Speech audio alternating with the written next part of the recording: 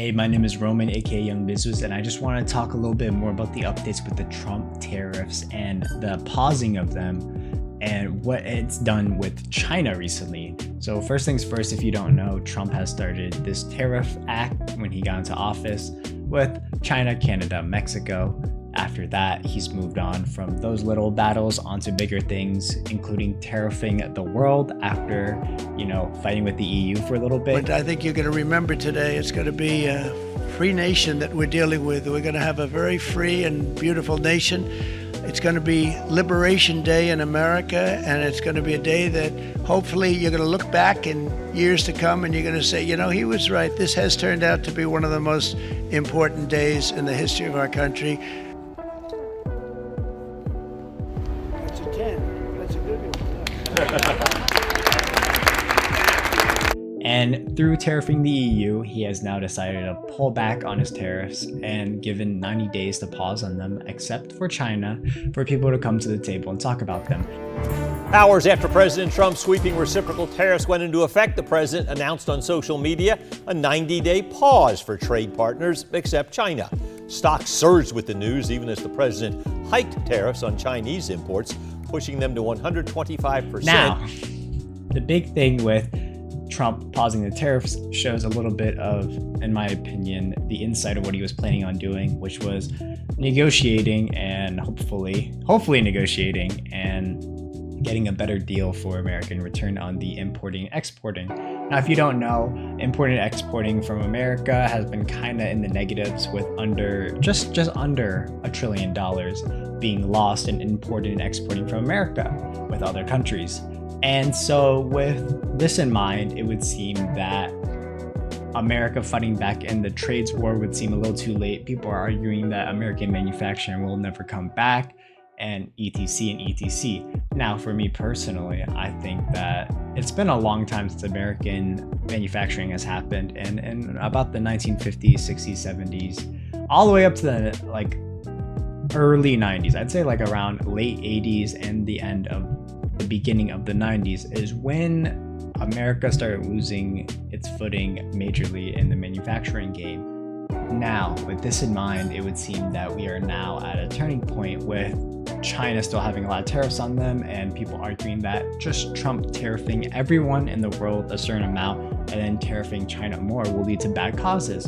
Because while I think American manufacturing might be able to make a comeback in some sectors, I think it's fair to say that everyone's phone basically does come from China or from a third world country. The products do, like the materials and everything being made, and then they get imported into America.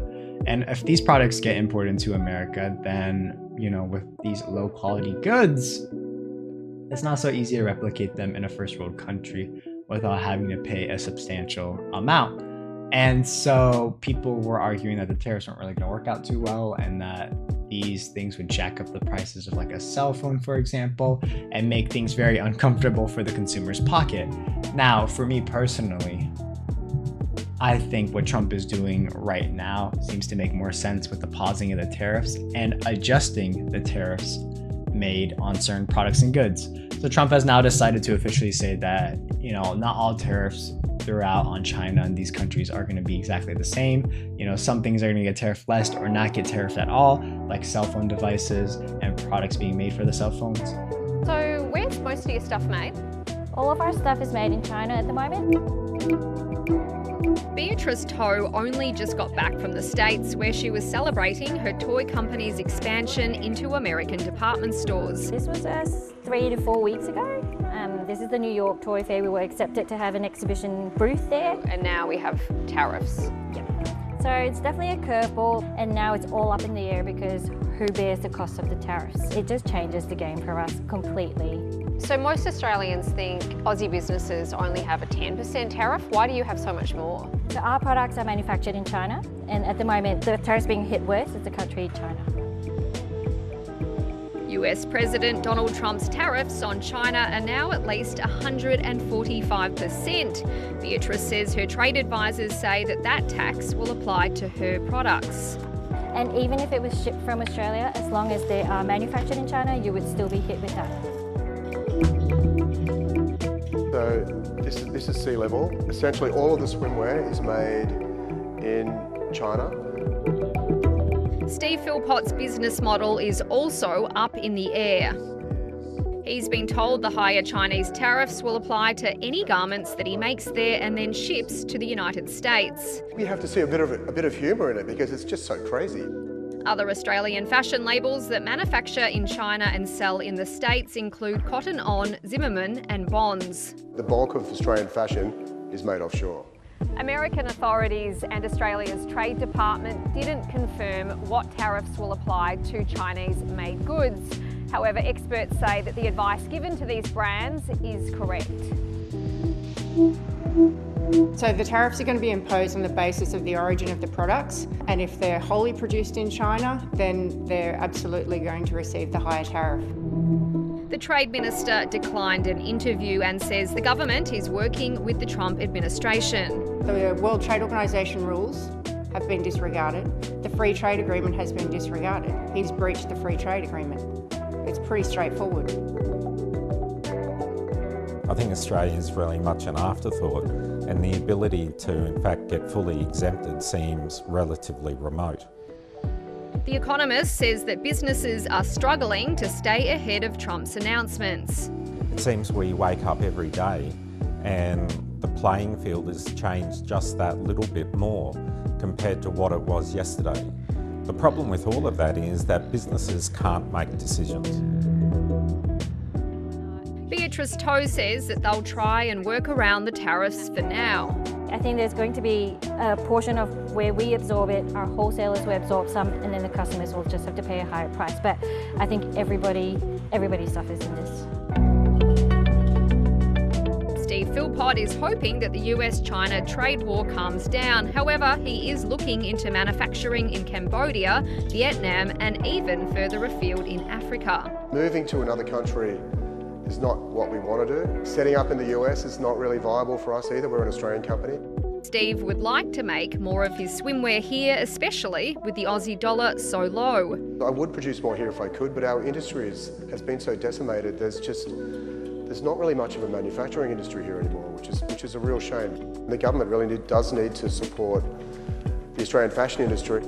After years of globalisation, political upheaval is prompting a rethink of international supply chains. And so with that in mind, it's starting to make a lot more sense too as to what the deals are coming in and what's going to actually be affected. I think personally Trump threw out the tariff as like a thing to get people to notice and to, I wouldn't say flex his power, but yeah, it was kind of like a flex of power, right? And people are arguing whether or not, you really need America to live or whatnot. But I think just in the short term, at the very least, people would lose jobs easily. I've seen videos of factories in China just shutting down because of the tariffs that Trump has put in.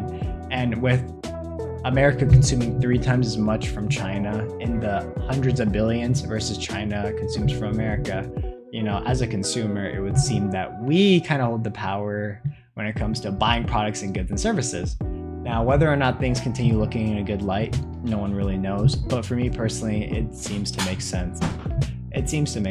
And so for me, that's just how I see it. And what do you guys think about the whole situation? Do you think that Trump makes sense with what he does with his tariffs? Is it kind of like, oh no, he's just out of control, he's crazy, get him out of here, let's impeach him? Or is it just like, maybe there's a possibility of better outcomes for the consumers than negatives? Because once again, I feel like the more tariffs are put into play, the more the consumer has to end up paying because the price of the good increases and the business just passes on the price of the good to the consumer while still keeping the profit.